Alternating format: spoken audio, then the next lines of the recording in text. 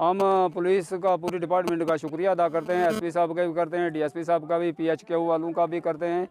कि हमें ये कोविड-19 की जो ये किटें दी हैं और हमें पूरा इसका बताया भी है कि ये कैसे इस्तेमाल करनी है। हम इनका बहुत बहुत शुक्रिया अदा करते हैं। पीएचक्यू की जानिब से जो है कोविड को लेके हमें कुछ किट प्रोवाइड की थी पीएचक्यू जम्मू कश्मीर ने। डिस्ट्रिक्ट पुलिस पुंछ ने हर पुलिस स्टेशन की जुरिस्डिक्शन में कुछ जो है लोग सेलेक्ट किए जो गरीब लोग हैं, उनको कोविड के रिलेटेड अवेयरनेस भी दिलाई गई और जो इम्पॉर्टेंट सामान है वो एक किट की शक्ल में जो है लोगों को प्रोवाइड किया। उसी सिलसिला में आज हमने